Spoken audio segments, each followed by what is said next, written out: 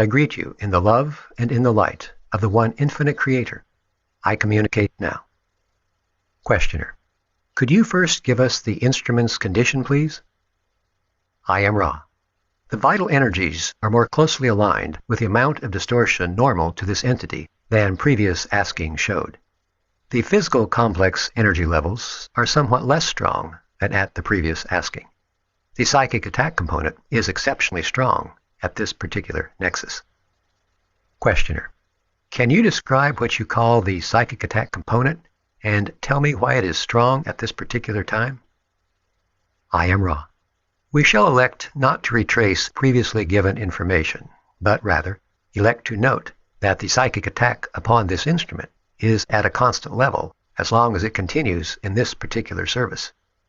Variations towards the distortion of intensity of attack occur due to the opportunities presented by the entity in any weakness. At this particular nexus, the entity has been dealing with the distortion which you call pain for some time, as you call this measurement, and this has a cumulatively weakening effect upon physical energy levels. This creates a particularly favorable target of opportunity, and the entity of which we have previously spoken has taken this opportunity to attempt to be of service in its own way. It is fortunate for the ongoing vitality of this contact that the instrument is a strong-willed entity with little tendency towards the distortion called among your peoples hysteria, since the dizzying effects of this attack have been constant and, at times, disruptive for several of your diurnal periods. However, this particular entity is adapting well to the situation without undue distortions towards fear. Thus, the psychic attack is not successful, but does have some draining influence upon the instrument. Questioner. I will ask if I am correct in this analysis. We would consider that the entity making this so-called attack is offering its service with respect to its distortion in our polarized condition now, so that we may more fully appreciate its polarity. And we are appreciative and thank this entity for its attempt to serve our one Creator in bringing to us knowledge in, shall I say, a more complete sense. Is this correct? I am Ra. There is no correctness or incorrectness to your statement. It is an expression of a positively polarized and balanced view of negatively polarized actions, which has the effect of debilitating the strength of the negatively polarized actions.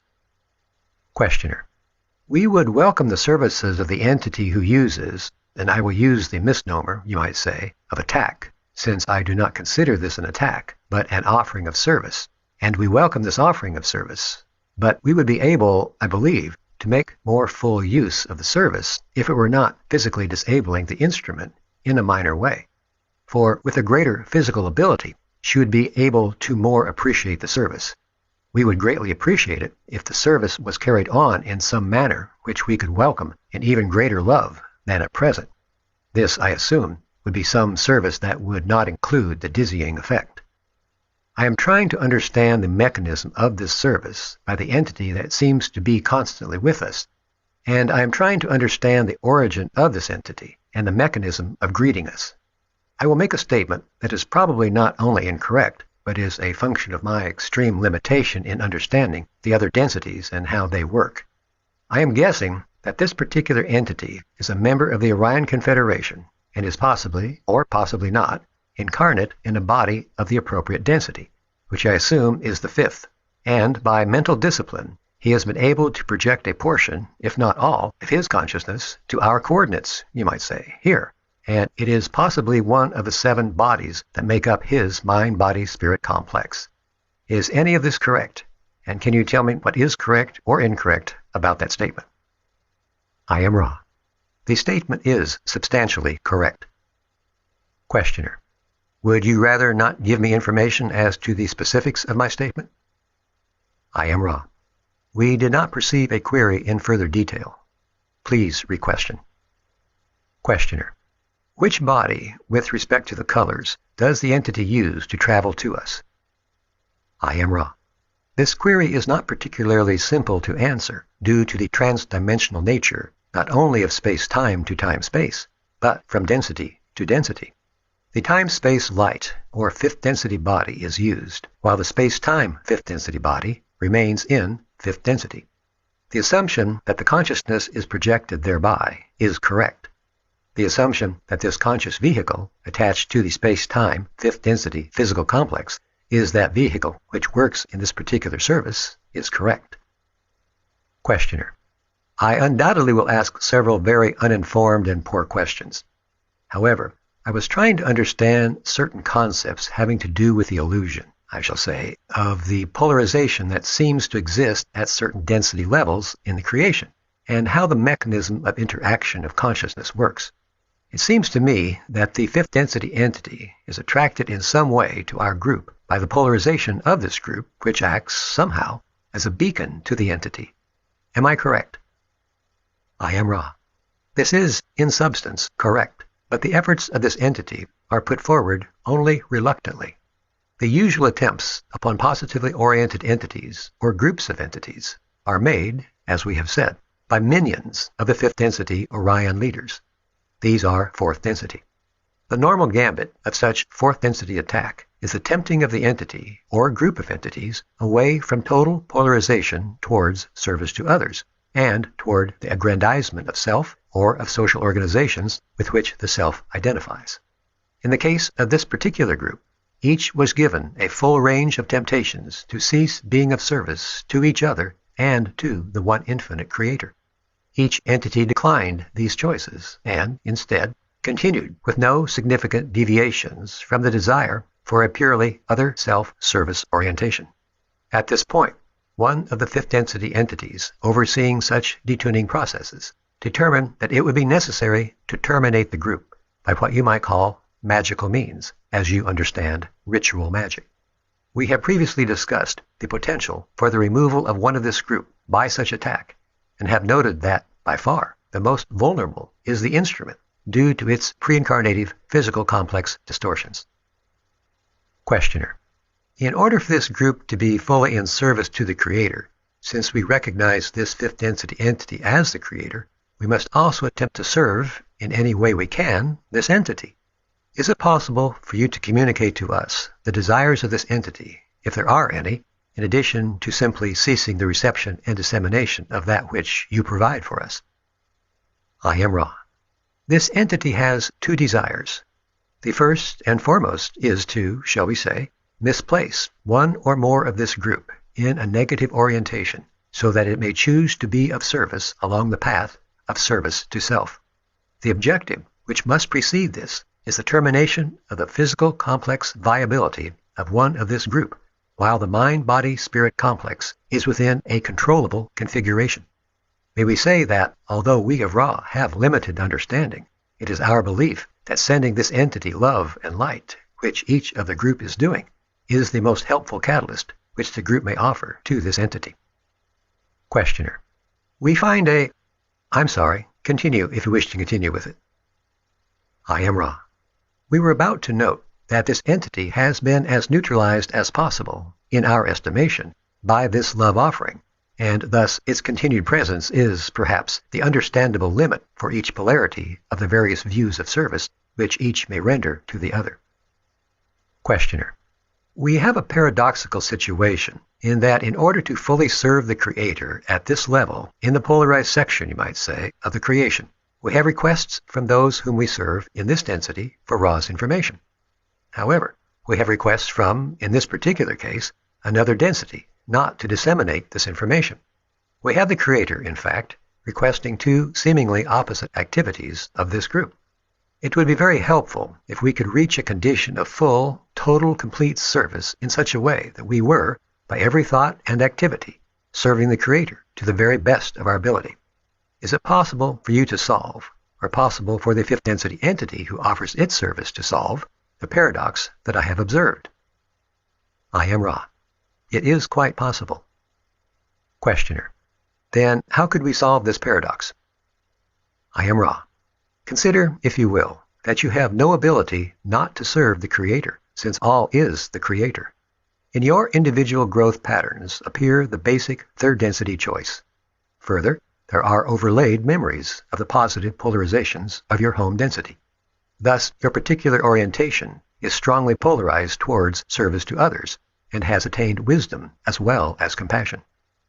You do not have merely two opposite requests for service.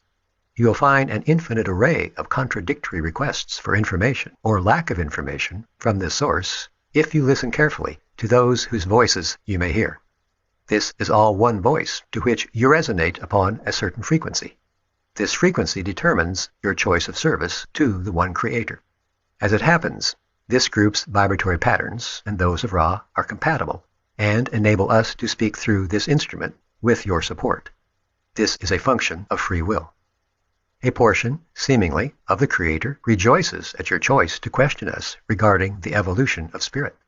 A seemingly separate portion would wish for multitudinous answers to a great range of queries of a specific nature. Another seemingly separate group of your peoples would wish this correspondence through this instrument to cease, feeling it to be of a negative nature. Upon the many other planes of existence, there are those whose every fiber rejoices at your service, and those, such as the entity of whom you have been speaking, which wish only to terminate the life upon the third density plane of this instrument. All are the Creator. There is one vast panoply of biases and distortions, colors and hues, in an unending pattern. In the case of those with whom you, as entities and as a group, are not in resonance, you wish them love, light, peace, joy, and bid them well. No more than this can you do, for your portion of the Creator is as it is, and your experience and offering of experience, to be valuable, needs to be more and more a perfect representation of who you truly are. Could you then serve a negative entity by offering the instrument's life? It is unlikely that you would find this a true service. Thus you may see, in many cases, the loving balance being achieved, the love being offered, light being sent, and the service of the service to self-oriented entity gratefully acknowledged, while being rejected as not being useful in your journey at this time. Thus you serve the one Creator without paradox. Questioner: this particular entity is able to create, with its service, a dizzying effect on the instrument.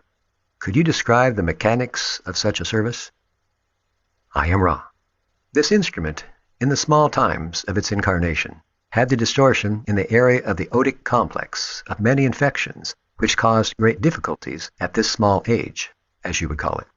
The scars of these distortions remain, and indeed, that which you call the sinus system remains distorted.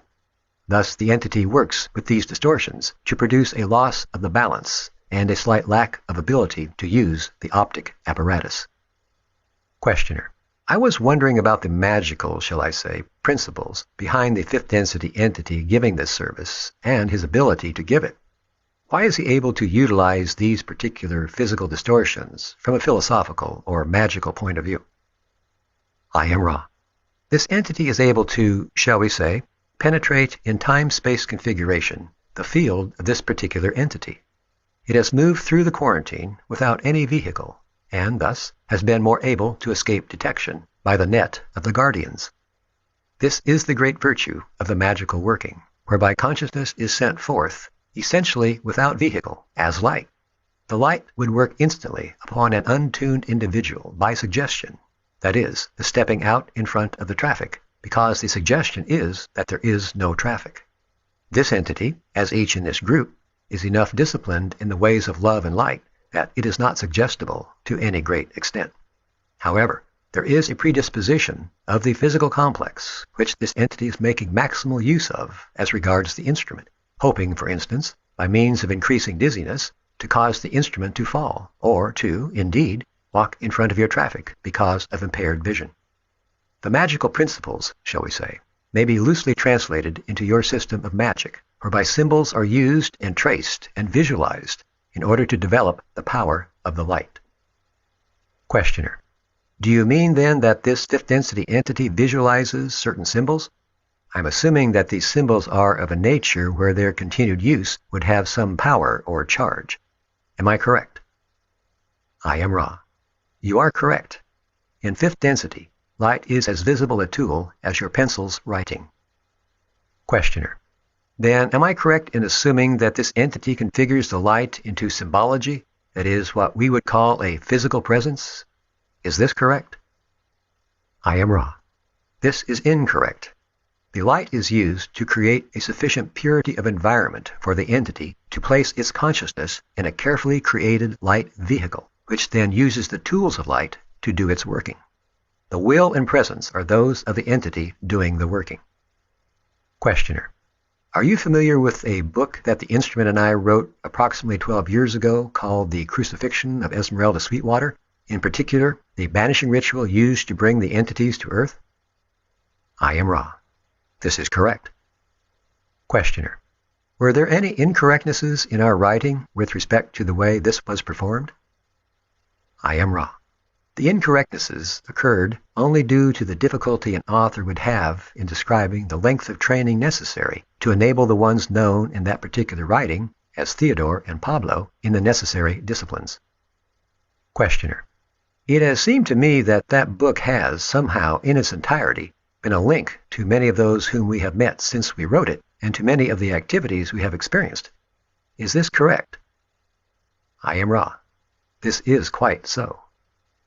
Questioner: I will ask about that in a later session, since I don't want to get off the track, because it has something to do with the mechanics of time, which I am very puzzled about.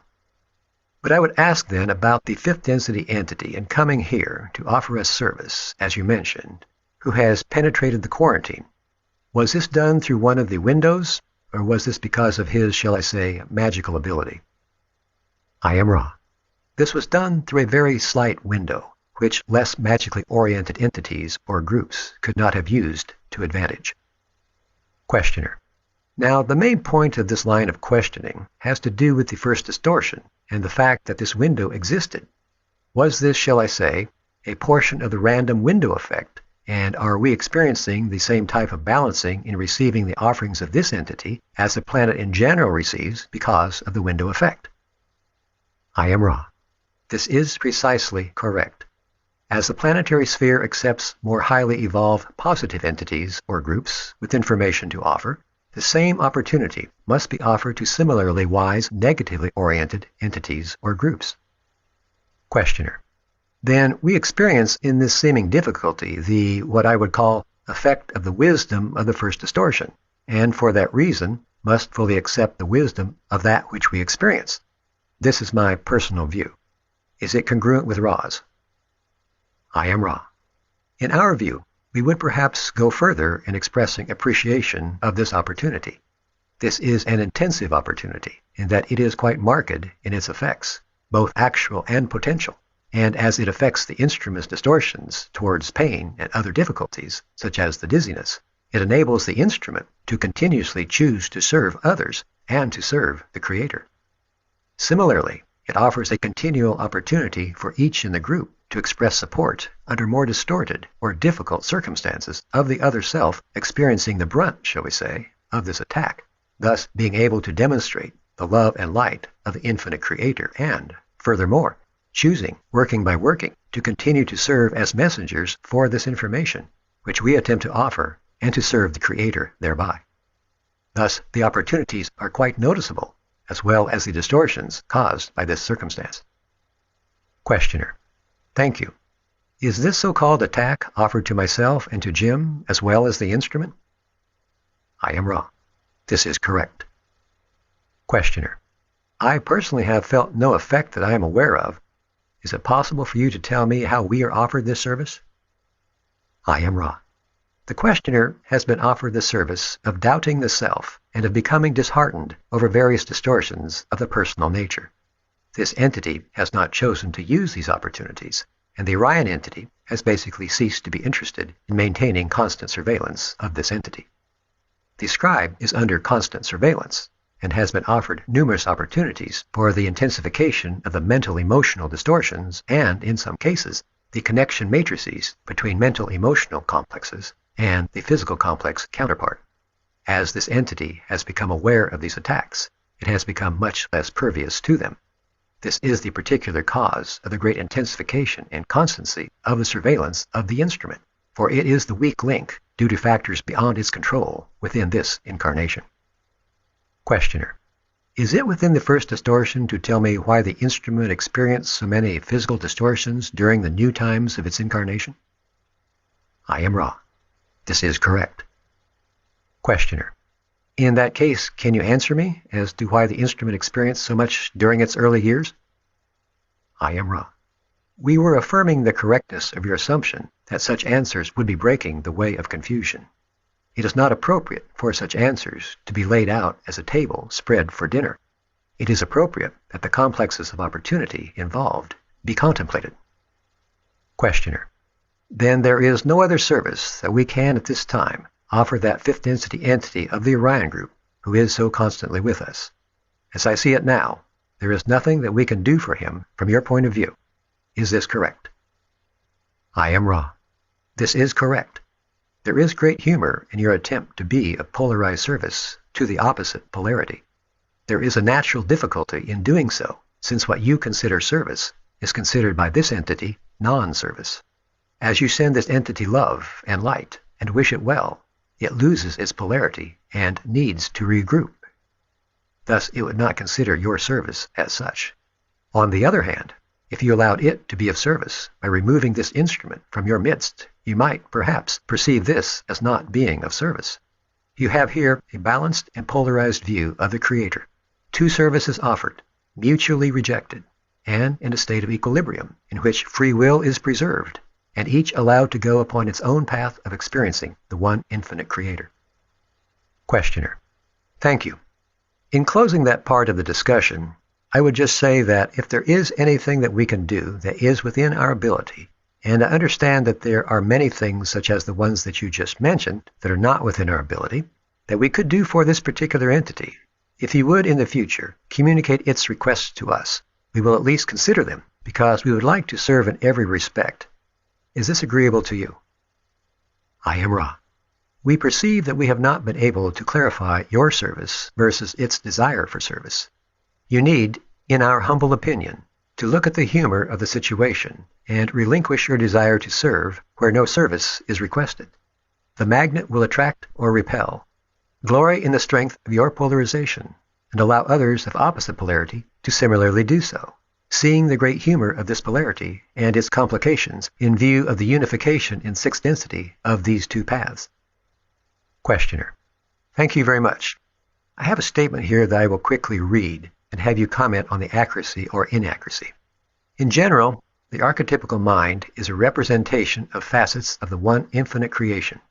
The father archetype corresponds to the male or positive aspect of electromagnetic energy and is active, creative, and radiant, as is our local sun.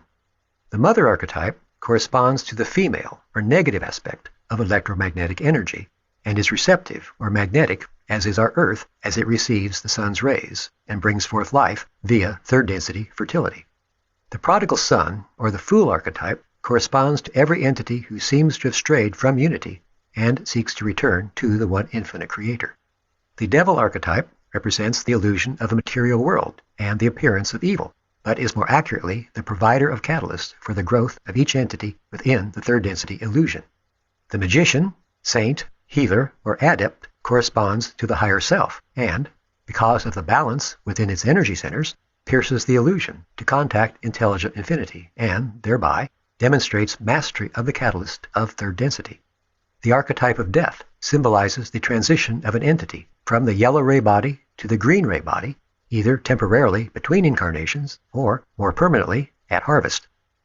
Each archetype represents an aspect of the one infinite creation to teach the individual mind-body-spirit complex according to the calling or the electromagnetic configuration of mind of the entity.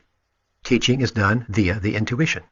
With proper seeking or mind configuration, the power of will uses the spirit as a shuttle to contact the appropriate archetypical aspect necessary for the teach learning. In the same way, each of the other informers of intuition are contacted.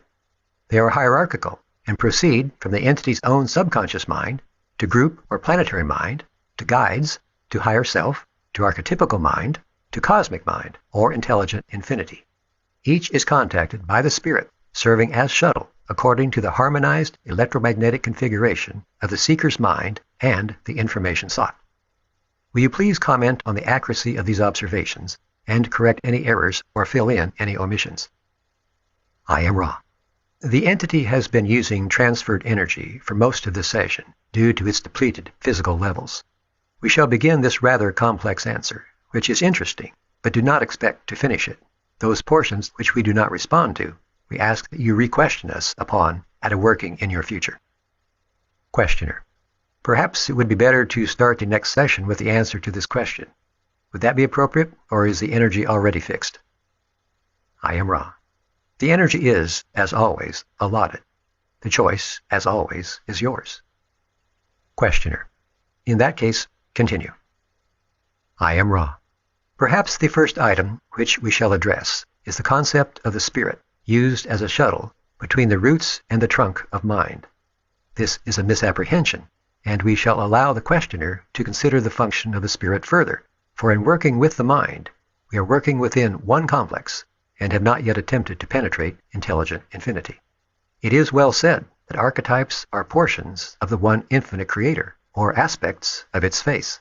It is, however, far better to realize that the archetypes, while constant in the complex of generative energies offered, do not give the same yield of these complexes to any two seekers. Each seeker will experience each archetype in the characteristics within the complex of that archetype which are most important to it. An example of this would be the observation of the questioner that the fool is described in such and such a way. One great aspect of this archetype is the aspect of faith, the walking into space without regard for what is to come next. This is, of course, foolish, but is part of the characteristic of the spiritual neophyte. That this aspect was not seen may be pondered by the questioner. At this time, we shall again request that the query be restated at the next working, and we shall, at this time, cease using this instrument. Before we leave, may we ask if there may be any short questions? Questioner: Only if there is anything that we can do to make the instrument more comfortable or to improve the contact. I am Ra. Continue, my friends, in the strength of harmony, love, and light. All is well. The alignments are appreciated for their careful placement. I am Ra. I leave you now, my friends, in the glory of the love and the light of the infinite Creator. Go forth, then, rejoicing in the power and the peace of the one infinite Creator. Adonai.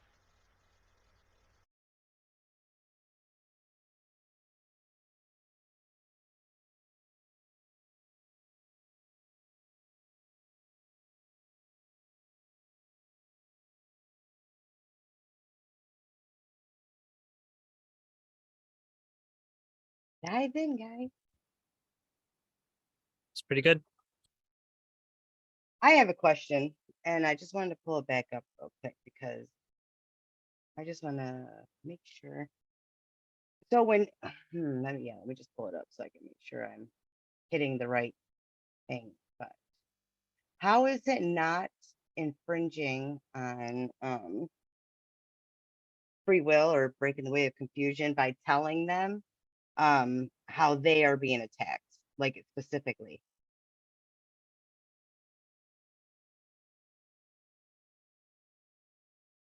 Anybody? Hold on, I gotta look at you guys. What was the direct Okay, question? so when they were asking him about the entity attacking her, and then they asked how if it's attacking them, how does that not infringe on something by them telling them all of it, like the self-doubt, disheartened, and then constant mental distortions, whatever. Doesn't that interfere with them doing that whole experience? There is a conversation that I have at one point during the books where Ra says that there is sort of a space around what they're allowed to say, because nothing could be expected and judged with 100% certainty because of the law of free will. They could look at a scenario and say, well, this information is clearly going to break their free will, so we're not going to give them this. But that's their judgment of that. So they realize that it's not a black and white, it is or it isn't. It's as best as we can, we expect this. So there are times where it's one instance that comes to mind where they actually open up and they say, hey, by the way, if it's okay with the group, we're going to say something that probably would break that rule, but we're going to say it anyway because in every session you ask us about the instrument and there's something about the instrument that we need to tell you. So we're going to take it within the judgments of our limitations and the law of free will and et cetera, that this is going to be exceptional under the circumstances. So there's all these they're kind of weighing it for themselves, like what's more important not to hold, and okay. Awesome. Yeah, they've got free will as well. That was their original issue in the first place when they came to the planet and they tried to help Egypt with what they thought was going to be good. Their free will ended up because, so then they realized, well, okay, we can choose to break the rules and we can step outside of the norms, but we see now that even under the best intentions that there's consequences. So those consequences taken into account can be mitigated at the same time. So in the instance where he is offering information outside of what they've directly requested, it's mitigated because it's in an environment where they're always asking questions about this particular subject. So it's not technically, but it is okay. But it's not. They did ask. Yeah, they did ask about the condition of the instrument, and that's part of the condition of the instrument is being psychically attacked. Yeah, exactly. Yeah. Anybody else? Well, come on, Robert. I seem to remember something also being said about Carla in another session where she made the pre-incarnative choices for these physical ailments, we'll say, and therefore they could talk about these things to the group because it was already known in a sense. So like the scribe, or who was it? Was the scribe or the questioner that had the self-doubt? I think it was the questioner, and he knew. I'm pretty sure he knew he had self-doubt. So they were able to say he has self-doubt because he was somewhat aware of it anyway. That's how I was perceiving some as of that of the also. way of it being attacked, though. That's the only reason why I was questioning it. Because yes, I have self-doubt all the time. Oh, go ahead, Ed.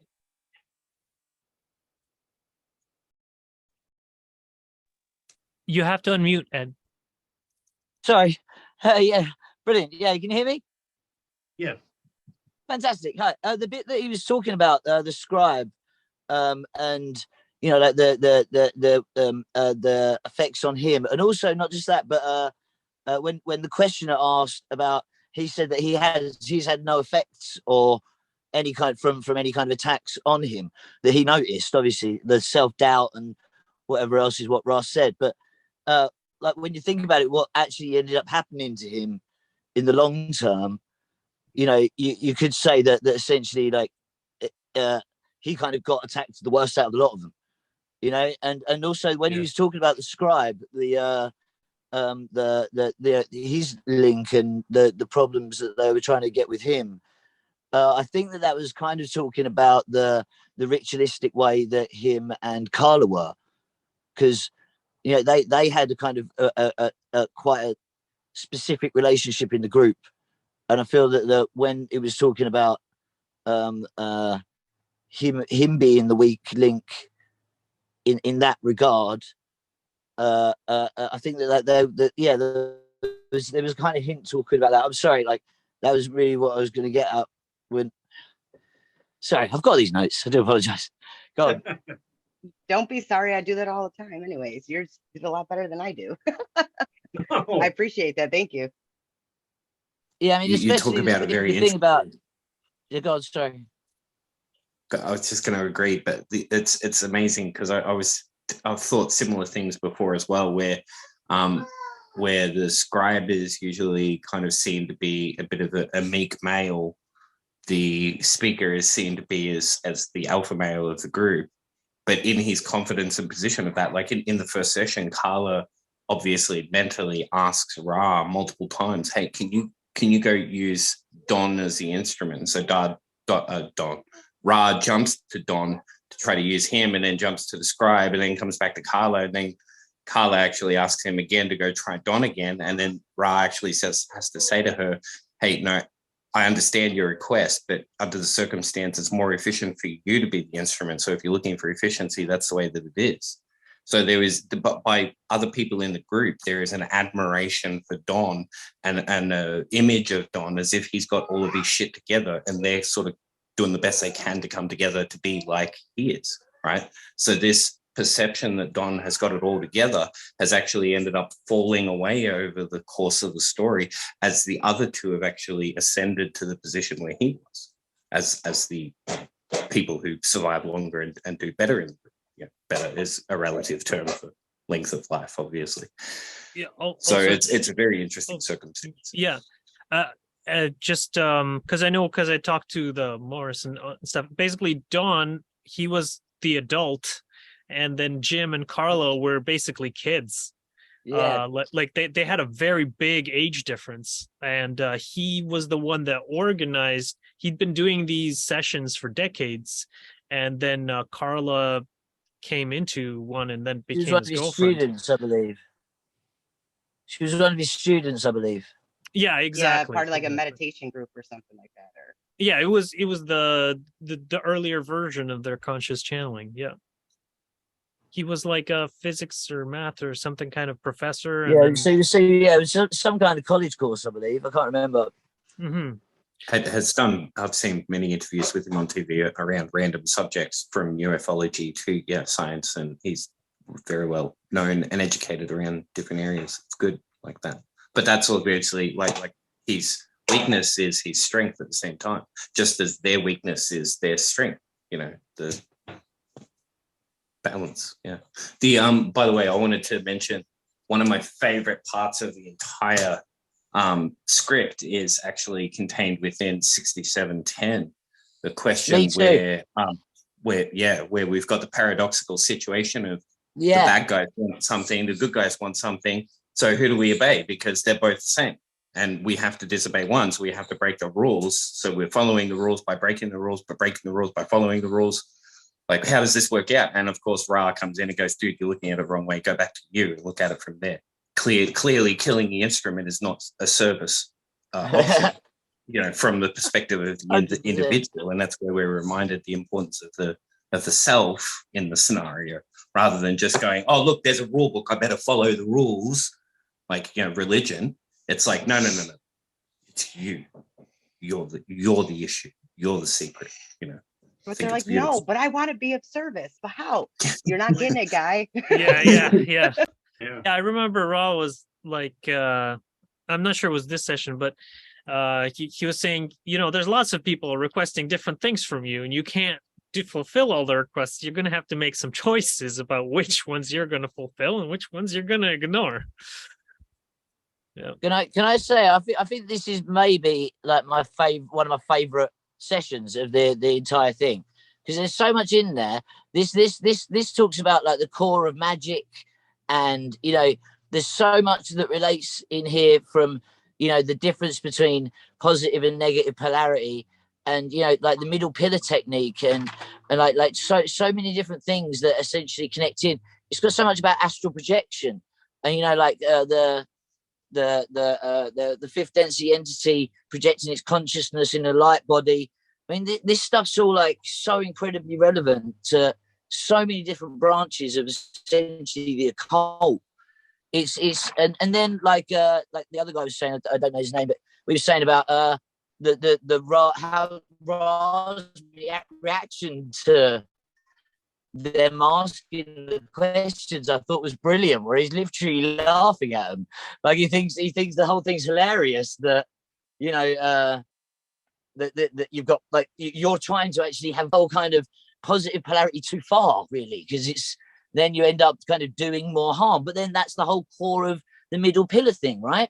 Like if you go to the white pillar, then everything is positive and love and beauty. If you go to the black pillar, everything's evil and horrible. But if you go to the you don't want to do evil, and if you want to go to the light, but if you go to the light, then evil can exist. So you have to go down that central point, the dipole of the magnet, like. Well, I just have to intervene here in that, because there's also the middle is the sinkhole of indifference. It's where the person can't decide between being evil and being good, and so they do both, and so they end up repeating the third density cycle. So you do have to do the service to others. So you are going to the white pole, as you're saying, but yeah, not too close, because then you'll get burned and die, like Jesus.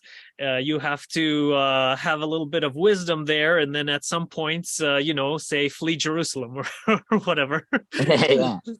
The best analogy I found for the scenario is of course like in the Bible, where you've got the straight and the narrow path, but slightly adulterated because we're adopting larger philosophies and cosmologies. You've got the left and the right, and you're on the path, but you can't step left. You're not following the right. You're not following the bad.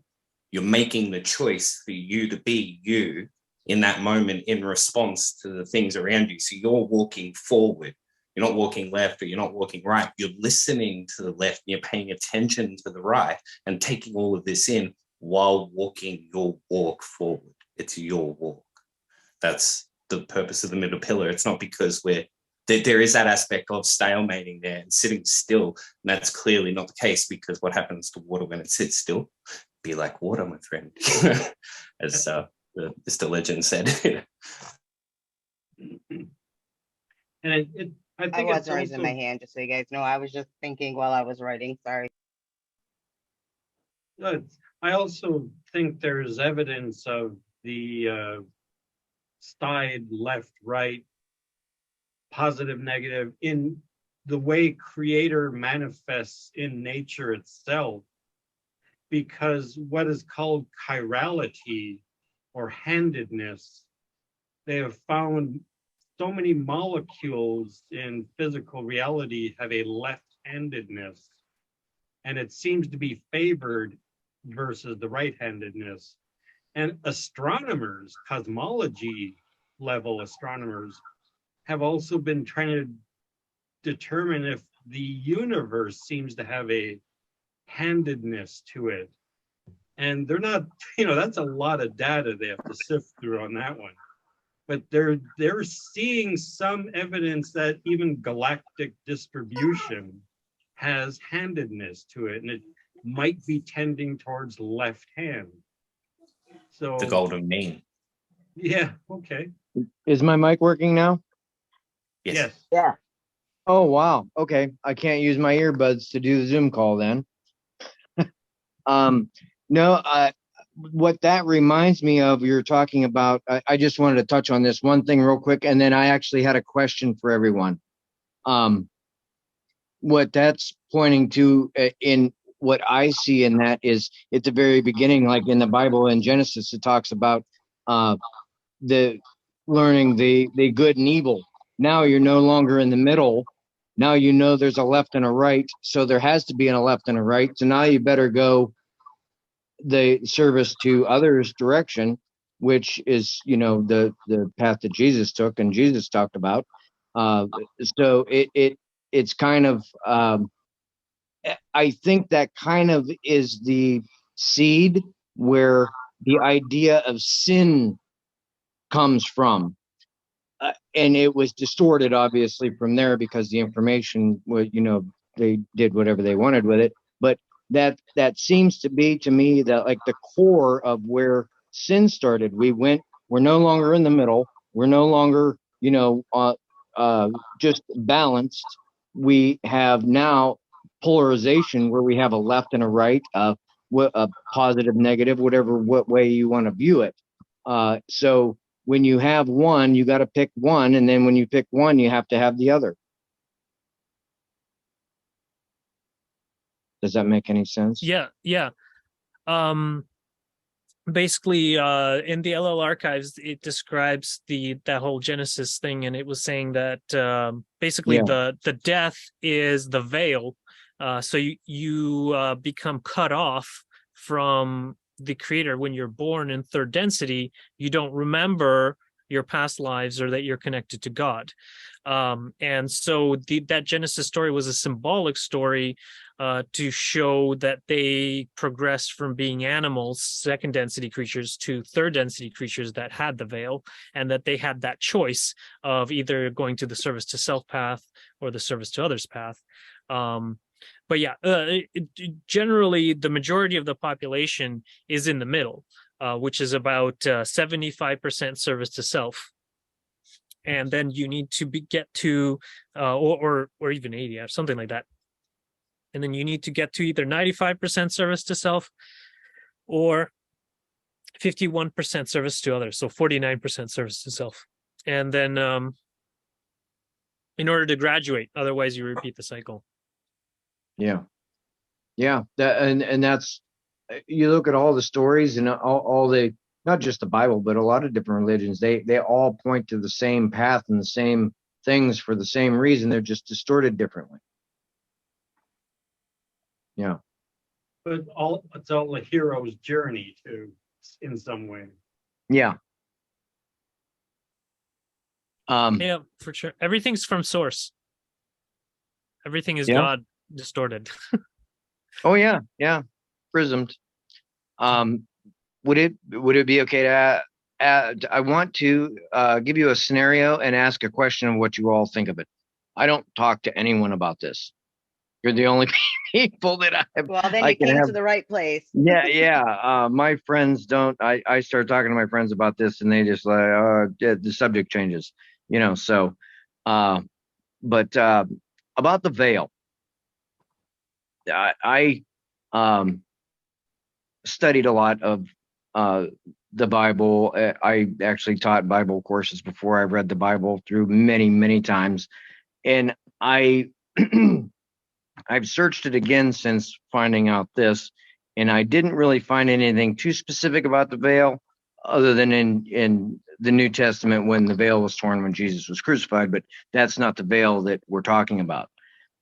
I don't know where it was mentioned. I don't know if it was in the raw material or something else I read related to the raw material, but I heard someone discussing what is called hyperluminar and subluminar velocities with matter. You have to have the understanding that matter, that everything that we're made of is vibrating constantly at a frequency. Everything's in different frequencies. And the things that we can touch and feel, they're really not there. It's actually 99.9% space between the molecules. Those molecules vibrate. Their velocity is subluminar, meaning that the velocity is below the speed of light. Therefore, we're able to touch it and feel it. If you increase the energy of matter to hyperluminar, I think this is what was attempted in an experiment in the 1950s called the Philadelphia experiment, where they influxed a huge amount of energy to jump the velocity of the matter hyperluminar. It becomes invisible, and we can't, it's not, you would basically, if you're the matter, the idea is if the matter in your body became hyperluminar, you would not be able to touch it, you would not be able to touch anything. Touch as in what we feel.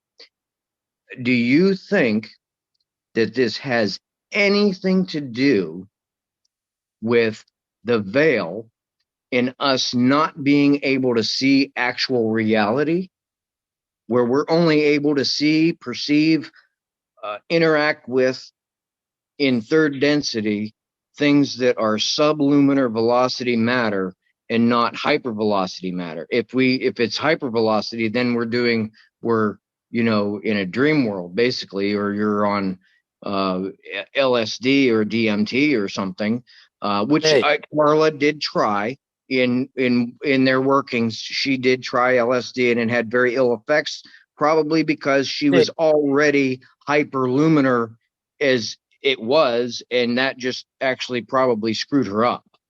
I have a couple of points I could say. Hello? Yeah, go ahead.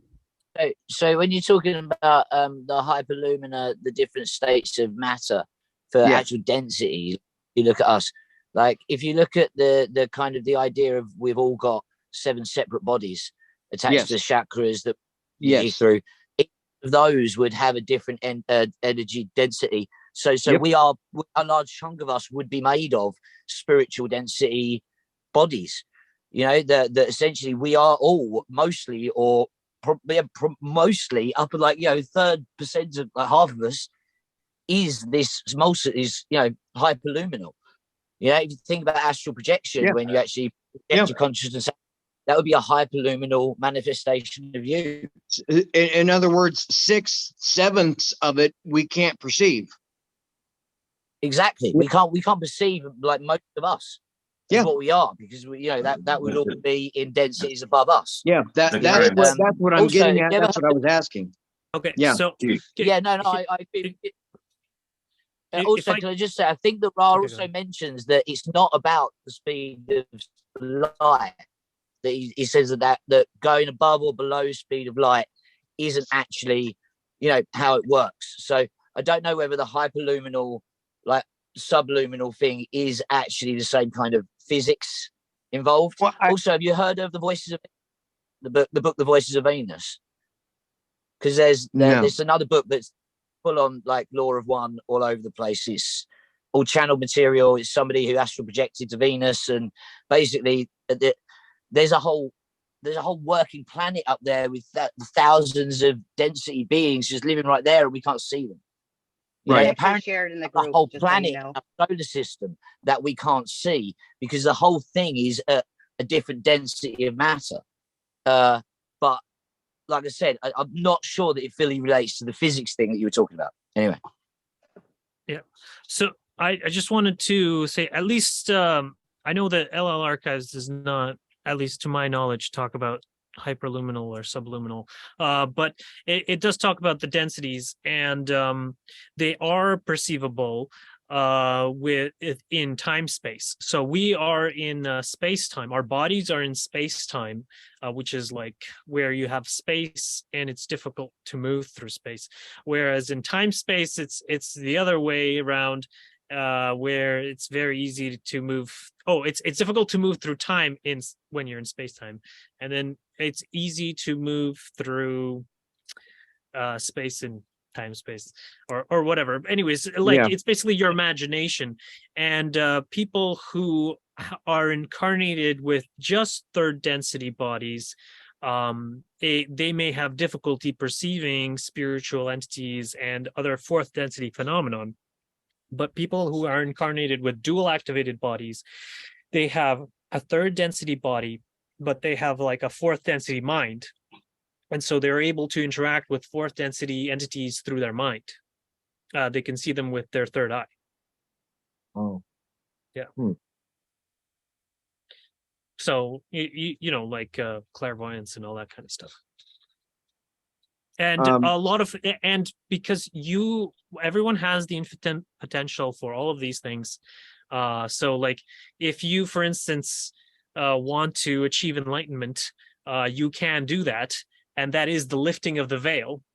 And then it happens different ways for different people, like in Tibet or in Tibetan Buddhism, or the tradition is that it takes 7 years of dedicated practice of, like, say, repeating a mantra, like Om Mani Padme Om or Om Ahang Vajragurum Padma Siddhihang, something like that. Thanks. Yeah. I said it a few million times 1,000 years ago, and then now I'm good. Good. Yeah. But my other thought I know this is more physical, in our true understanding of this is supposed to be like all encompassing. We're not, supposed to think of things only in third density, like in our mind body spirit complex, but that's how we perceive the world. Like we're only perceiving the world through our eyes and everything. But would this make sense since mid 2010s, I think 2014 or whatever, we started, or it began completely passing through that thing called the Oort cloud, I believe. I don't know if any of you all. The Oort cloud is around the solar system. Okay. But like we past started. Pluto. Yeah, we started going through something. I thought somebody said it was the Oort cloud, but maybe not. Maybe I'm wrong. But as our density of this planet changes to fourth, would it make more sense that the matter, I mean, something has to change. And, physically, we have energy changing, we have frequencies changing. Frequency is energy manifested in motion on their, physical plane. I think that the Quo has said that it's due to changes in the sun. I think that's also something that the Voyager's material talks about quite a lot. This actually changes in our sun in the logos. That is the thing that's charging and changing the vibrations in us. I see. Yeah, that makes sense definitely too. happening. Yeah, But I think what you're remembering, Fred, is something a channeler by the name of Barbara Marciniak was talking about in the 90s. The photon belt. That might have been what you're referencing to. Okay. That we're supposed to have been passing into sometime in the 2000s. I think. So how I can relate this to the LL material is that they say that since about the 1920s, we've had an increasing amount of fourth density energies. And so it's kind of like a light, spiritual light, you could say, and it's just kind of increasing, and it makes it easier to see things. It makes it easier to kind of like see through people lying, and then like in about 2012, we hit the midpoint where the basically before then, the third density energies were more prevalent. And then after 2012, now the fourth density energies are more prevalent than the third density energies. And basically everyone has the opportunity to, who was born with a third or fourth, a third density body, to continue until their natural end, which could be up to 900 years. And then meanwhile, they say that there's also what's called, they say like a different shell. Like if you could imagine like an alien, and then like say for instance, you go outside and then suddenly you notice that you don't hear any birds singing, and there's no cars anywhere, and there's no one there, and all the buildings are still the same, and then there's a flying saucer coming down, and then like that's here for to have a chat or whatever. So they basically like put you in a kind of a alternate dimension, you could say. And so that there is this kind of alternate dimension that fourth density entities have available. And then, so what they're saying is that for a while, once we get fourth density, third density will be held in potentiation. So there won't be any third density entities while the fourth density entities are learning how to use their fourth density powers, such as being able to hide themselves or disappear from third density entities. And then once they can do that, then third density entities can continue, then can again incarnate here, and then they won't like go with their little sticks and stones and kill the fourth density entities, because the fourth density entities will just be able to hide.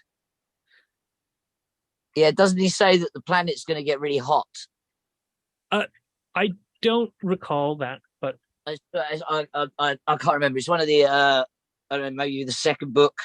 I can't fully remember. Anyway, yeah. Well, I know they talk about. I know the amount, the fourth density light increases.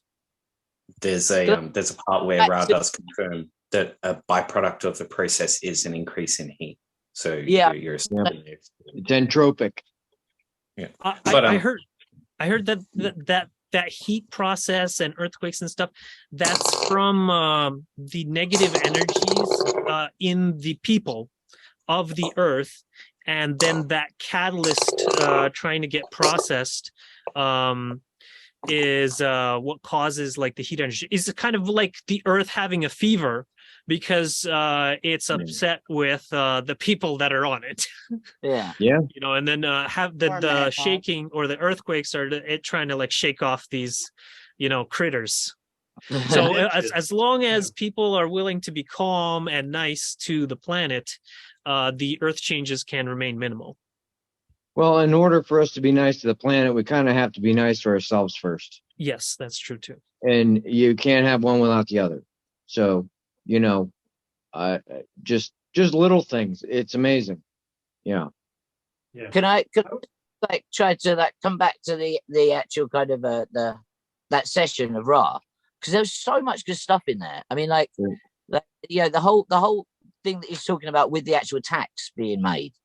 You know, like the whole idea of you know, saying that it attacks like basically the weak points in her physiology as she grows, you know, and then he's talking about how in other entities here they're just literally put them into like a hologram where they didn't think there was any cars, and then the suggestion would be that it was perfectly fine to walk across the street, and then they'd walk out and die. But obviously she is too hardened to that to do that, so instead they're trying to get her off balance where she'll fall into something, you know.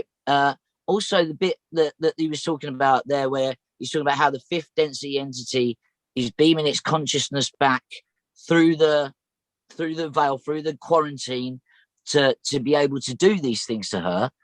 You know, that's basically kind of like what a fifth density entity astral projects down to us. You know, like if we were to try to astral project a fifth density, we'd be a little ball of glowing light, maybe manifest an arm or something. But other than that, we'd be like pathetic. This is a fifth density entity. It's a huge mega brain, you know, like it being able to transfer its consciousness down. You know, what must its light vehicle be like in comparison? You know, what can it do? You know, he says, what is it that they can use light like a tool, you know, like so the thought forms that its little astral consciousness could create. What could they do in the kind of like what the other guy was saying about the, you know, they could create another dimension where a spaceship comes over, you know. You get what I'm saying? Could they just create holograms in somebody's mind so they just walk out in front of something, you know, like also like this he talked about how it's magical because it's basically symbols that then, you know, like create structure or whatever that is able to do these magical things rather than needing a spaceship to get here or come in any other kind of body, you know, like. Anyway, yeah, sorry. I just thought there's so much interesting stuff in here. Sorry if I'm just rambling. Well, that's fine. We basically live in like a consent-based reality. So, say for instance, that person, the example I was giving with the abduction, like that person would have had to, you know, probably had telepathic contact beforehand and, you know, done all this kind of pre-work, or maybe some had pre-incarnational contract with these aliens were actually their family members. And just going for a visit, you know, like I didn't mean any kind of negative connotations there. And so the fourth density entities, what they do is if you have a doubt, they try to amplify that doubt, for example. And then the fifth densities entities can be a little bit more tricky in terms of, you know, offering catalyst, but still they also are limited. And if, say, for instance, someone does like a banishing ritual, or if they call upon the angels or something like that, then they can easily dispel any kind of, you know, entity that could be bothering them. Yeah, I agree. Once again, that was another thing I was actually going to bring it back to. You know, like they did the LBRP every single time that they did the workings. You know, they were quite well versed in how to do the banishing magic, as it were. But, you know, once again, that brings me back to a lot of these same kind of points. You know, like they used the same kind of symbologies and things that he was talking about that it was using, you know, to affect us, to protect themselves. You know, like literally, Ra told them to do the best thing that a positively orientated entity could do, which is, it doesn't matter how much they try to throw at you. You beam love at it, and it doesn't matter what kind of negative entity it is. It becomes repelled. It becomes you depolarize its negative energy by giving it love. Yeah, that means it can no longer affect you the way that it wants to, because Yes. all it is depolarizing itself by absorbing all this love. So it doesn't want that. So that's Right. why this whole kind of like the negative entities trying to attack it becomes a kind of an unneeded thing for them if they're not causing any of the pain and the damage and the destruction that they hoped that they might. Exactly, because they need to maintain 95% or more service to self. And then if that entity shows up, and then you're like, I am grateful that you're here. Thank you so much. Then they're being of service to you, and that depolarizes them. They're being of service to others, and that lowers their percentage. And they're like, oh no. Exactly. And so they have to go away because they were accidentally of service. Yeah, that's it. White magic, love rules. Yeah, exactly. It's amazing the power of love too. It is. Without any capacity of love, it's easy to see how fear is the dominant reaction to those things. I think that's one of the main things that is the difference between, you know, yellow ego and, you know, green ray. It's literally dropping all of that fear, all of those things that, you know, you built up into little neuroses that you're having in mind that make you. You know, they when they fall away, you realize that you're everything. You're it's oneness, and that kind of like that you can't help but love everything. Then, right? Yeah, you know, then all of the fear and nonsense means nothing, because you love everybody. You know that no matter what happens to you, you're in service of somebody. I just have a clarifying point on that, is that every fear is kind of like an opportunity. Basically, a fear is kind of it's a defense mechanism, right? And the reason that you have a defense mechanism is because you actually love something and you're, say, afraid to lose it. And so when you have a fear, you pause, you know, instead of reacting with an anger or a flight response or whatever, you take a breath, and then you sit with it and you let it kind of you feel the feeling, and you let it reach its maximum. And then you say, like, imagine it as a ball, and then you imagine that seed of love that's within it, what you actually loved, you know, and then you let that grow to the same size. You know, that's one of the activities they do, or they recommend. And the idea is that, say, for instance, someone steps on my toes. This is an example I can give. And then, because I wear sandals, and then there is kind of the anger response. I would be like, oh, you stepped on my toes, I'm going to sue you, right? Or something like that. But exactly. And then, but the thing is that I love my toes. And so the loving response is that I could tell the other person's like, I love my toes and I love you, and I want us to have a good relationship together. So if you could, you know, just watch where you're stepping, that would make me so happy. You know, my toes would be great, and, you know, I love you, you know, and so you can take that like fear or that initial response, and then you can grow that into a loving, compassionate experience. I So have that conversation about my toes with the couches, my bed frame a lot of times, you know, but my bed frame does not listen. I think Shadaguru,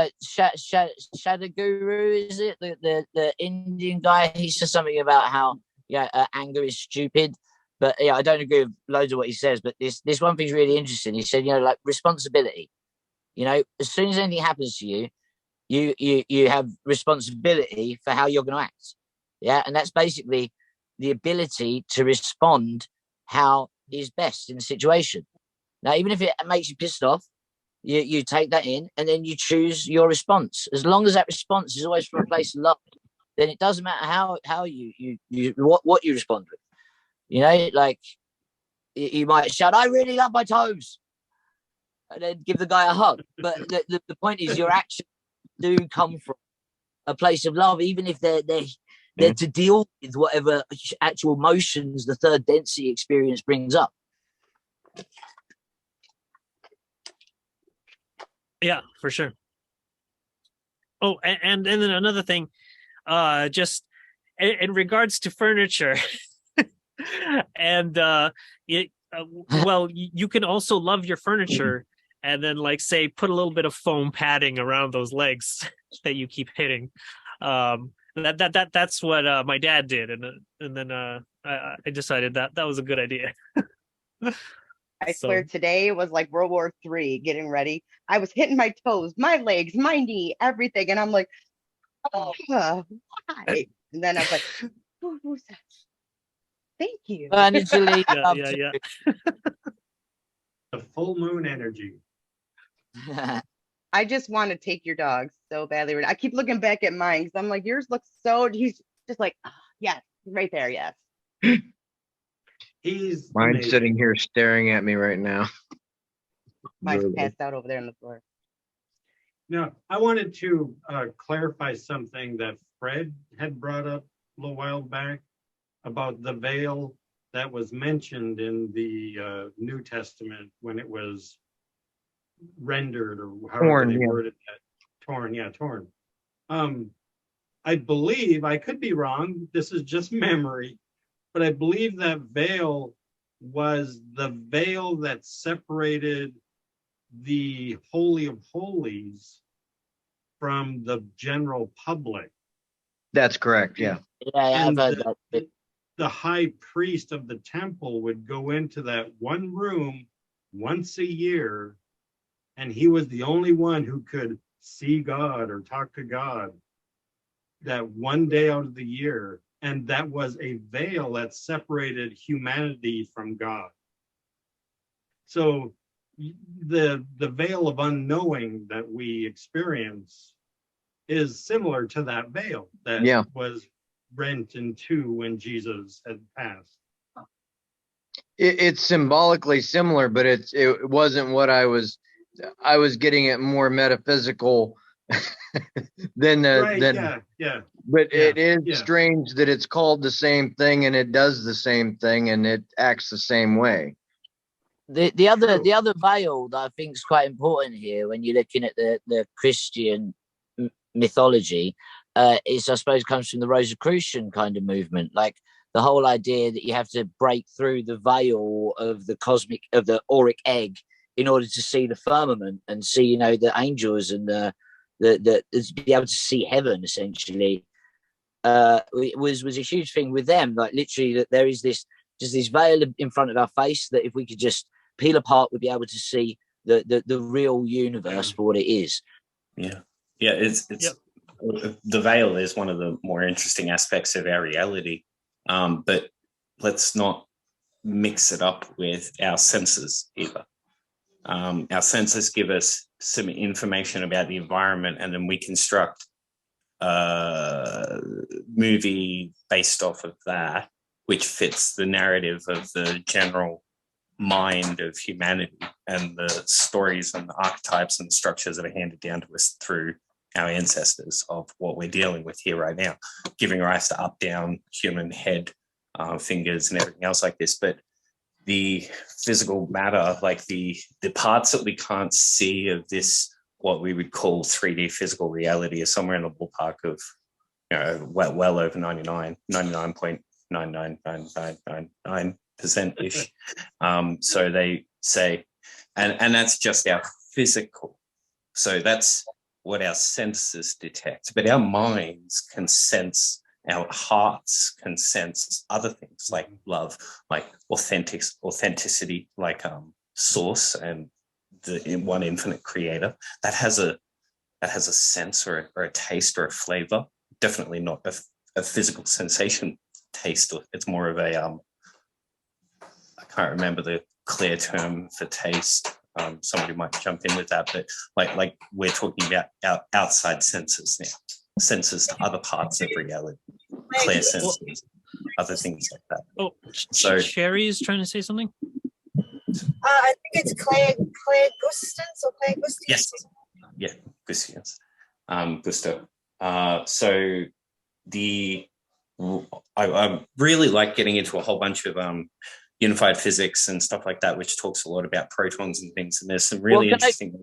Interject at this point. You're talking about consciousness and the actual kind of science of it all. Yeah. Have you ever heard of a orchestrated? I can't remember the full term. It's OR. If you want to Google it, it's basically the quantum-based idea of consciousness. So basically, it comes down to the fact they did a lot of tests, testing different anesthetics to see how the actual neurons worked in neuron firing patterns. They found the only that actually gave complete anesthesia were ones that stopped the quantum resonance along microtubules inside neurons. Now that was not what they expected, because basically the actual neurons connecting, firing and speaking to one another basically had no effect. Yeah. So it was like that them firing and sending the messages around had absolutely nothing to do with us perceiving consciousness. So they then carried on working on this theory that essentially what we perceive as consciousness, what the occult has been calling the mental body for 1,000 years, is basically the consciousness is made from the waves produced by this rotation of vibration down the microtubules. So everything that we perceive as a consciousness doesn't even exist in matter. All of it comes from the crossover and the wavelengths of these vibrations interacting with one another are basically at the quantum soup etheric level. That's what they call the vacuum. Yeah. They say vacuum. Yeah, but there's space. There is no space. There's no space. That is a complete illusion. Exactly. There is literally just different densities of heat. That's what I'm saying. They call the vacuum. It isn't the vacuum. That's just what they call it. It's the vibration of consciousness, right? Exactly. Yeah, exactly. Our bodies are just an antenna, and they're tuned to the frequency of our soul, and that's what's happening there. And the microtubules they operate on microwave frequencies and things like that. It's bioelectric frequencies. I've got a degree in pharmacology and molecular genetics, so neuroscience was one of my favorite things, but this is completely crazy, groundbreaking things. Have you seen the bioelectric models for embryogenesis as well? So let's back up. I want to go back to what you were talking about before, because you're onto something that's really amazing, and I absolutely love neuroscience and as well as unified physics, because it helps to explain all of this too. So what I was going to talk about with the proton is what you're talking about with the human scale. So as above, so below, what we're realizing is that the new things that we're detecting about the proton and the structured layer inside of it, because it's no longer have you heard of point particle. Have I heard of what? E8 simulation? Yeah. Oh, absolutely. Okay, so it's basically all matter just comes down to basically sacred geometries moving in and out of each other in an 8D hologram. Right? That's all matter. Take into what Ra said, when he talks about matter, he said the thing we don't understand about it is that half of it works in material, what we see as matter, light. The rest of it is all spirit. It's all made of consciousness. So we can't detect that. That once again, that ties in with the Voices of Venus, where he talks about how basically the main thing that physics doesn't understand is the harmonic vibration between the different layers of etheric matter of what everything is made of. This is what I want to tie it back to with the veil. Okay, so when you're talking about the outer rim of our sort of auric field, that sort of permeable barrier there creates what can we call it?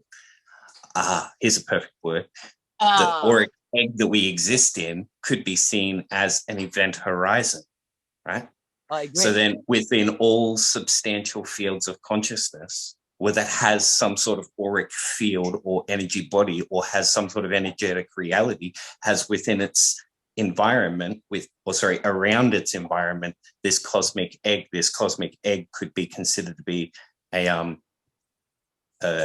event horizon.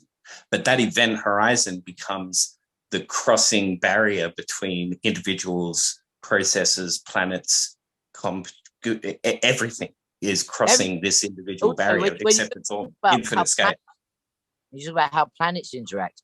You know, Yes. look at climate and like the actual kind of vibrations that sound frequencies cause to one, water, and two, to kind of physical. Also, when you look at things like graviton waves and things like that hitting the earth, your matter expands dramatically, then compresses tiny, but we don't notice. Yeah, right. There's so many of these things that relate to how we consciously perceive everything, and how, but really everything else can influence us in just incredible ways. You know, like the experiments, the Japanese guy with the snowflakes of water. You know, like all every part of us can react to these vibrations and these you know influences. That's the potentiation. Like just like it all lays out how it works. Yeah, totally. I wanted to answer a while back Fred's question about superluminal stuff, which was quite simply that what we're talking about here with these event horizon, the barriers around the energetic fields.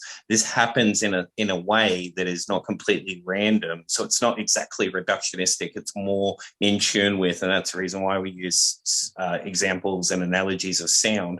It's more like a sound environment where you have steps on the ladder that correlate with each other. So it's not about dragging yourself across the distance. It's about finding your harmonic key points, and then within those you'll find the parameter barriers around, as well as the limitations in the specifics to do with the measurements of these superluminal barriers, which relative to those individual positions are in some respects superluminal. But from an outside perspective, think of it like this: if we're talking superluminal to break the human barrier, just as an example for context, then from light's perspective, that's not superluminal. That's really fucking slow. Well, time doesn't exist for a photon at all, because it's moving at the speed of light. So essentially, time doesn't matter. It gets from one place to another instantaneously because it's traveling at the speed of light. So nothing moves faster than it. Time doesn't exist. It goes from this point to this point instantly. So I just wanted to mention that in terms of piercing the veil, the main part there, I mean, it's not necessary to pierce the veil to graduate. I just wanted to clarify that first. So the most important thing for graduating service to others is opening the heart. On the service to self path, they activate the lower three chakras and also the third eye. So on the service to self path, they do pierce the veil, and you can pierce the veil on the service to others path as well. It's just not critical. And the main thing for activating the third eye is feeling yourself worthy of the information that, you know, like of the spirit world, that you feel that you're worthy of being enlightened, and then you become enlightened. Basically, and that's why often it's easier for, I guess, the service to self path to do it, because well, they think they're better than everybody, because everything is for themselves. I have to say, did anyone else? I mean, I don't know whether everyone's the same, but I found that like Ra talking about, you know, the different like light frequencies and how they relate to the densities and how they relate to the chakras, or like, you know, the other sensory organs that we have. You know, basically his little path that he laid out and the visualizations and the way he described it, I found that more powerful, more kind of connected to me than any of the Kundalini stuff that I tried, or any of the other kind of paths of opening up those chakras. I found that what he described step by step gave me more insight than any of those other systems. I don't know whether anyone else found that. Or that's the main reason that this information caught my attention, is because of the linear logic that explains it. You come at it with a question, there's an answer. It doesn't matter what it is. There's an answer for it, and it's a logical answer, and it has a step-by-step logical explanation and a process for it. That's why I like it. That, but you can kind of scale it above and below, like all the correspondence match for everything. You know, it's the same octaves, the same like frequencies, the same vibrate, like, you know, densities, and you can apply it to anything. So perfectly well. It encompasses so much. Yeah. I agree. Yep. I don't know if you guys seen Michelle. I hope I'm saying it right. What do you think of these laser thermometers that they aim at our third eyes? Oh, okay. I see. Andrew just answered. Never mind. I don't participate in the laser thermometers or other rituals. Oh, never mind. You know what? I'm just gonna. The ones they put up here are on the side of your head. Yeah. Yeah. Oh, well, I don't know about those thermometers in particular, but I do know that there's a lot of things in our society that are done specifically to close people's third eyes, like fluoride in the water. And a lot of the bottled water is very high in mineral content, and a lot of the tap water is very high in mineral content. And basically, you need to have low mineral content water, and then a source of magnesium like green leafy vegetables in order to decalcify your pineal gland. Yeah, because I read this whole article about how calcification on the pineal gland is something that's basically always happened. And really, when you look at it, those calcifications act as piezoelectric crystals. So they actually convert vibration from outside into electrical stimuli that the pineal gland can work with. So yes. like apparently like they found ancient Egyptian mummies and stuff that have got completely calcified pineal glands. So like I don't be wrong, I agree with what you're saying. It's but it's still kind of unclear how actually kind of necessary that calcification is. But basically, in a healthy third eye or pineal gland, there are a few of those crystals because they act as like those conduits for the energy or whatever. But if you have, say, too much fluoride or whatever, too much heavy water, then it becomes like filled with and then it stops working because it's basically the crystals are supposed to be suspended in water, and then you kind of the eye can detect stuff and see images. But if it's all filled up with crystals, then you can't see it. So that's why you need to have like a healthy third eye. And it's quite possible. I know that some people make either a pre-incarnative choice or a choice while they're incarnating that they don't want to experience spiritual phenomenon. And then as a result, their pineal gland can calcify, and then they simply won't have access to spiritual phenomena. So some of those mummies may have made that choice, for example. Yeah, it just seems from the what I was reading that it seemed to be lots of kind of holy spiritual people that were the ones that had it, and it was like ours. It was similar structures to what we have nowadays. So yeah. The point being that like some of the people that expect to have like it complete not spiritual people, not the ones that you'd expect to have it calcified. Anyway, look, I digress. This is something that we don't really know. Is all I'm saying. Yeah, I know that there's lots of people who could be priests. Like I know there's lots of Christian priests that I've talked to, and they have absolutely zero spiritual abilities. They are there just by the book. Like priest, I'd expect to have it. Well, and it wasn't really any different back in ancient Egypt. There were, some radicals that were actually spiritual, but a lot of them were just bureaucrats and scribes, and they would just write on the walls, and they performed the rituals just like a lot of the current priesthood. And so I don't know if you could find that article and send it in the chat or something. Yeah, I'll try and find it, man. It was a long time ago, but yeah, I'll try and find it.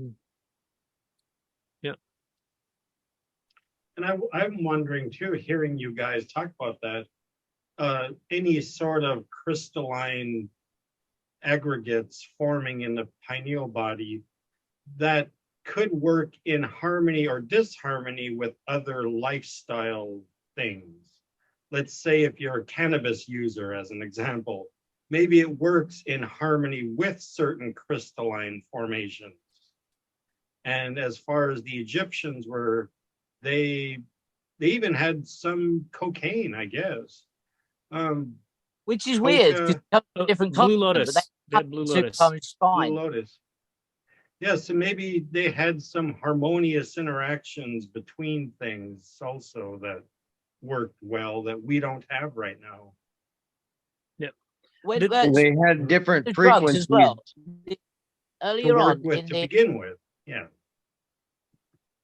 earlier on in the actual the session, he mentioned the random window effect. Yes. Yeah. Now, do you remember earlier on in the channelings, he spoke about how Carla, or when people do chemicals like LSD, it basically punches holes through the aura, which Yep. allows kind of like higher density information just to flood in. And that's why lots of people have these kind of like spiritual experiences when they're, high and stuff. And that's one, but essentially it's not the right way of doing it. And it normally leads you to become mad because you don't understand what's flooding in. Like, do you think that the random window effect that he's talking about in the kind of the barrier of protecting us would work in a similar way to how our aura protects us from other density things? So would the random window effect, be in some way comparable to that effect that happens when you puncture holes through the aura while you're tripping your balls off? As Well, above, so below. didn't Ra mention that the negative entities, negative fourth and fifth density entities, they're always constantly waiting for an opportunity to puncture through the veil in some way To get through a puncture Yeah. in the veil. so that they're looking for thing, and that's why it probably happened in Carla's case when she took LSD. In certain people that have like I think it was Robert was saying about the different crystallizations having different effects. If certain things are good to affect you for certain understandings in ways of enlightening, then there would have to be ways of doing it bad or negative. So it would make sense that the random window effect, that's one way you can actually catalyze it, is by doing things like that, and that's all by free choice. Yeah, I mean, like I think that once again, like you said, like it would come a lot down to the person, the individual. Yep. Like if you had these hole punctured in your aura and stuff start flooding in, and you beam love at it, like this is the most amazing thing that's ever happened. Then if there is negative entities trying to get you, you're just going to push them away anyway, and then all that's going to be good. Yeah. Whereas other people might have this experience and just be like, "Oh my god!" Yeah. It's like sativa cannabis. Like a lot of people I know, they don't like sativa cannabis because it's what's called a head high, where you have many random thoughts, and then that creates that effect that Ed says, where it gives many spiritual entities an opportunity to access a person. And if they're not used to processing catalyst and dealing with those entities in a forgiving and loving manner, then they could end up having anxiety. And then they're like, oh, I don't like cannabis or whatever, at least the sativa kind, and then they usually prefer the indica kind, which has the body high, which just puts them to sleep or whatever. Have you heard much about? Have you read? Has anyone read any Carlos Castañeda, the shaman guy? Yeah. Like I love one of the things he talks about. What was the name again? Can you say it again? Carlos Castañeda, I think his name is. I'm not really good for Castaneda. Yeah, but he's one thing he talks about is that every single plant, every single mineral, everything has got a connection to a spirit. Like every plant has a hive mind, has its own goddess basically, or entity that connects to it. And if you take any kind of plants or any kind of fungus or cactus or whatever that causes some kind of hallucinatory experience, that's it. That guy.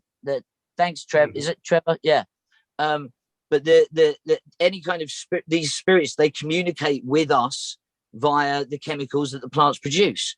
So each one of these medicinal plants, as like holy plants, essentially open up those windows and those doors to communicate with these vast hive mind entities that have like every single mushroom or every single, like, well, if you just look at how mycelium grows, it's the fruit of a giant brain anyway.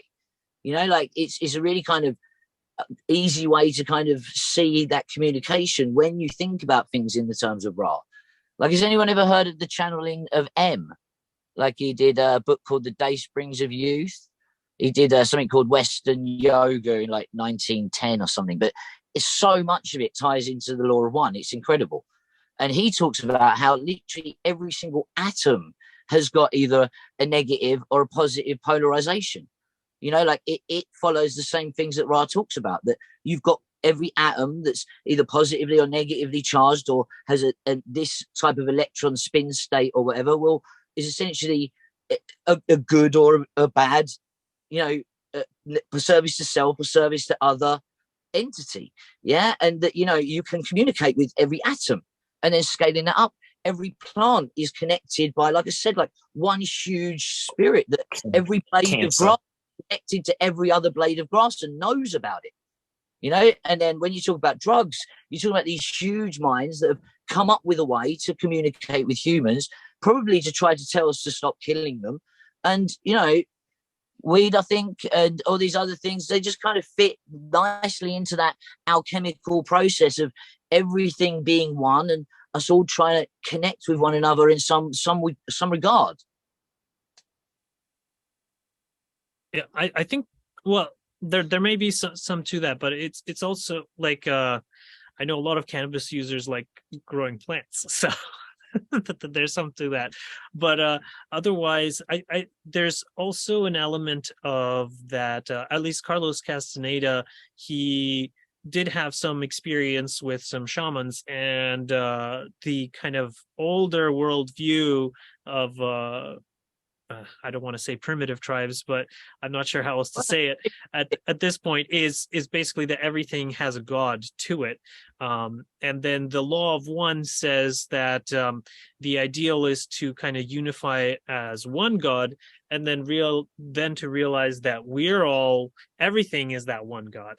Everything is a manifestation of that. But if you look at what including Ra yourself. talks about when he talks about kind of a social memory complexes rather than self, like mind, body, spirit complexes, essentially that is just a whole community, a whole living entity made of millions, billions of consciousnesses. Yeah, that's what our higher self is, essentially. Millions and millions of lives that with every incarnation we've ever had could like formed into one thing. So who's to say that, in the way that grass perceives its existence, its incarnation, because all life essentially is going through the same stages that we are. All matter is going through those same stages. So who's to say that grass, in what it is, its consciousness isn't one unified thing, like a social memory. It is. We're aiming to be.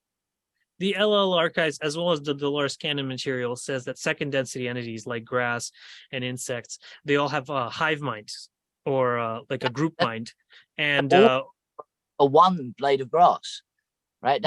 So that until you give, say, that entity enough love, that it realizes that it is a distinct entity, and then it can graduate to third density. And that's what we do with our pets, like the dogs or cats.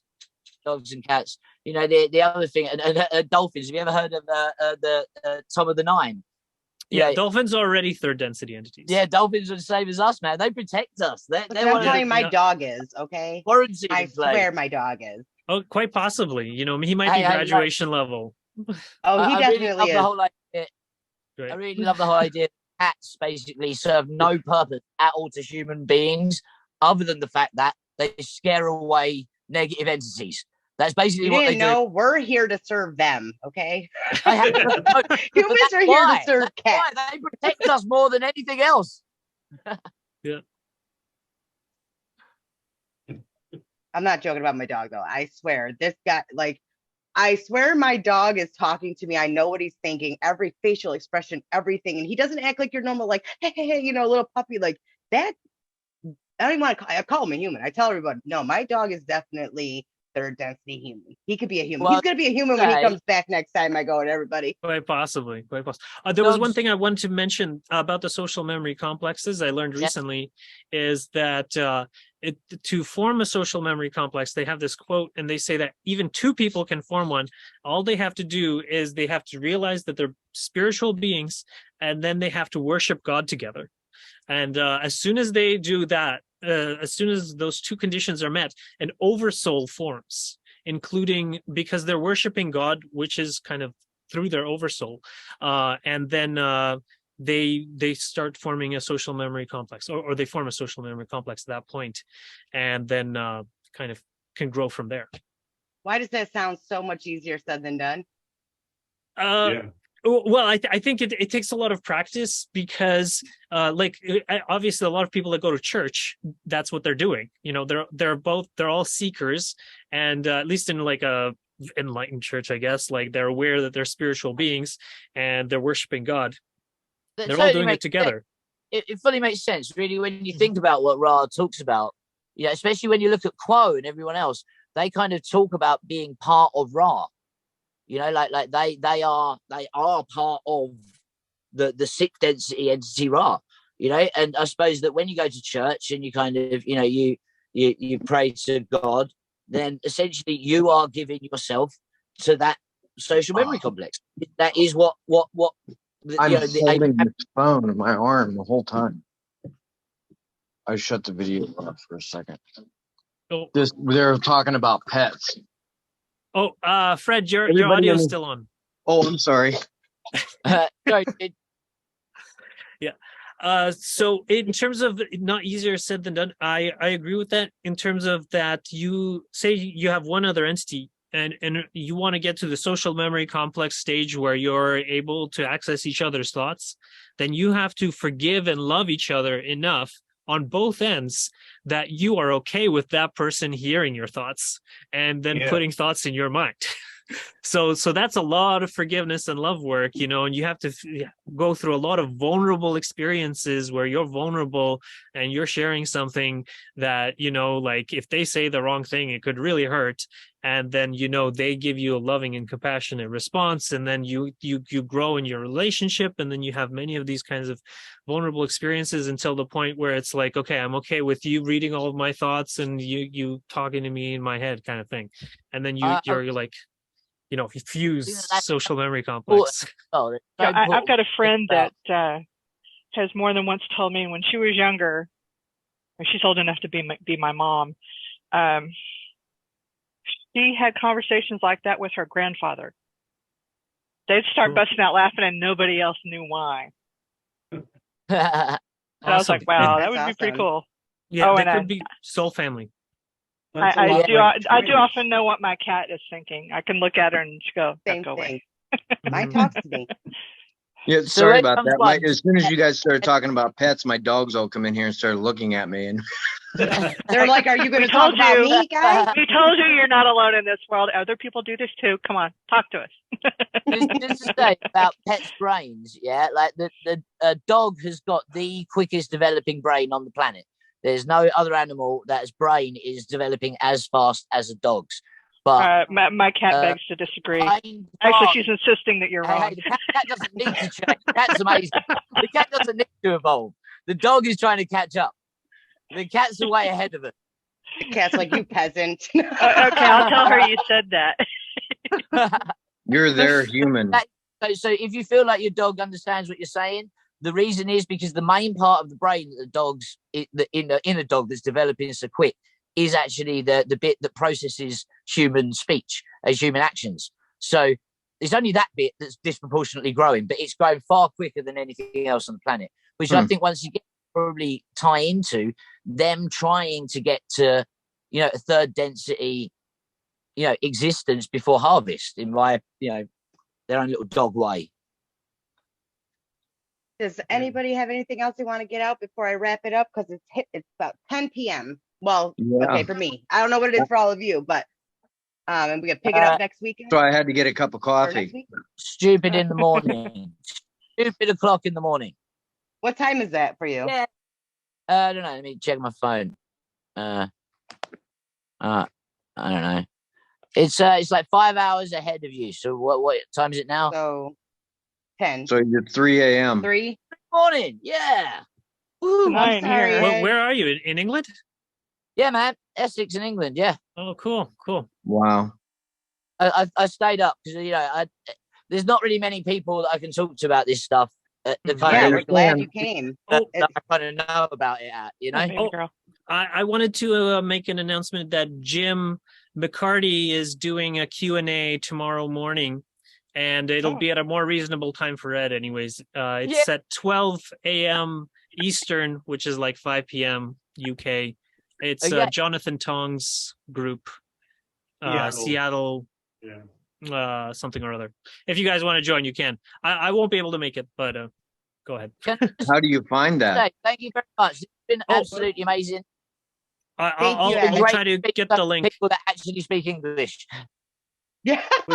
Andre, if you can post that in the group if you find a link, post it in our actual group, then everyone, you can go see it there.